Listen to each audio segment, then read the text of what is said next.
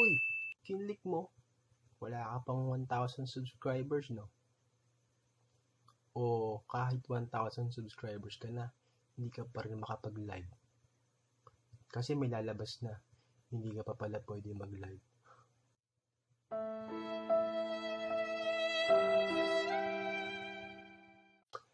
Ako bahala sa'yo, guys. Diyan ka lang at tumuto ka. Tuturuan kita kung paano mag-live.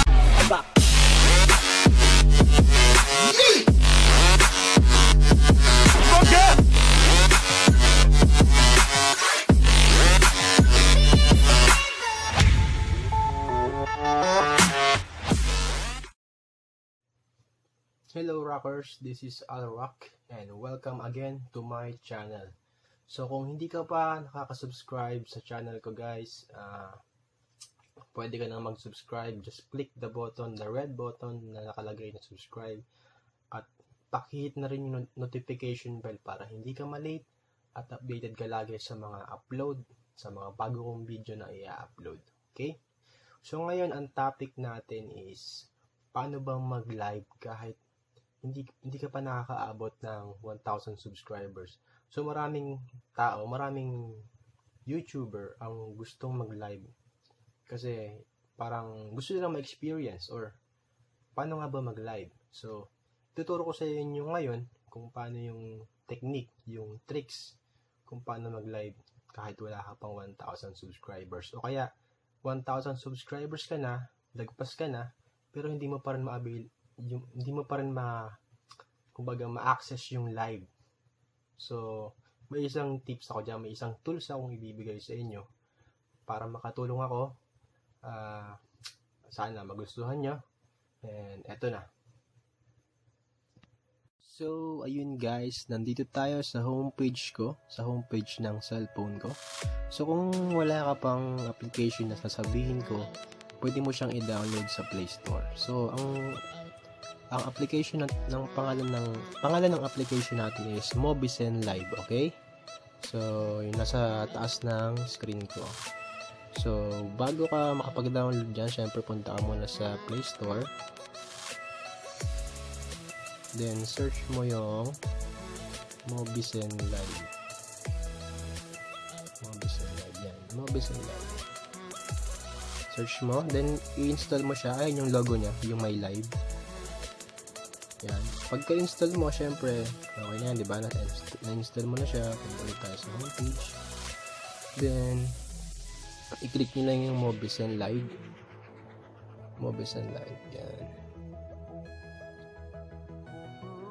So, pag kinlik nyo yan, magiging, magiging bilog yan. Ayan. Kikita nyo. Nag-appear yung bilog na yan. Which is, ayan yung channel ko sa YouTube. So, pag kinlik nyo siya ulit, lalabas yung tatlong icon dyan. May live, may regalo, may tatlong guhits, may bilog. Siyempre, ang pipindutin nyo lang dyan, guys, is yung live. Kung gusto nyo mag-live, okay? Tapos, magpe-prepare to live stream yan. Loading. Then, pipili kayo sa dalawa kung anong gusto nyo i-live. Yung screen live, pwede yan sa gaming. Pwede kayo mag-live broadcast ng gaming nyo. Then, meron tayong camera live. Camera live, which is ayun yung ginagamit natin sa YouTube. Okay?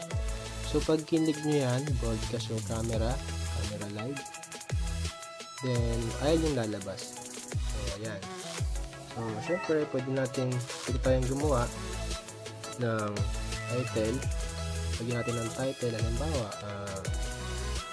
first live. So, ganyan lang guys. Tapos yan, siyempre, teka lang, settings ko lang. Ayan, first live. Tapos, pwede na kayong mag-live. Start nyo lang. Diretso na sa YouTube yan guys. Diretso na sa YouTube yan. May manok, narinig nyo ba yung manok? So, yan, nakita nyo, nagbibilang yung counter niya. So, start na yan sa YouTube, guys. Ayan. So, para makita nyo syempre yung message, ayun, nakita nyo sa taas, live na siya. Live na.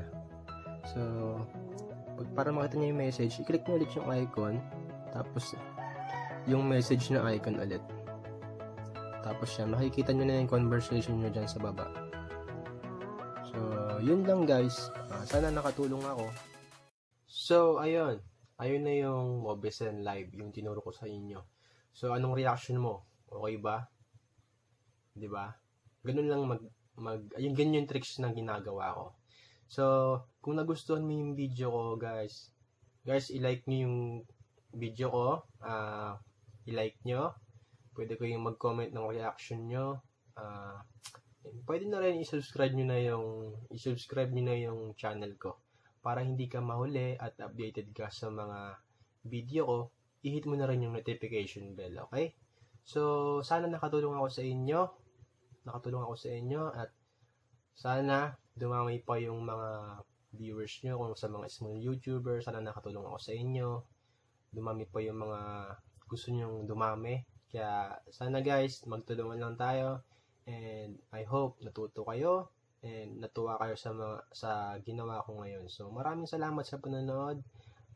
God bless guys, and more power to your channels, okay? Salamat ng marami, and bye-bye. Alrock is signing out. Thank you.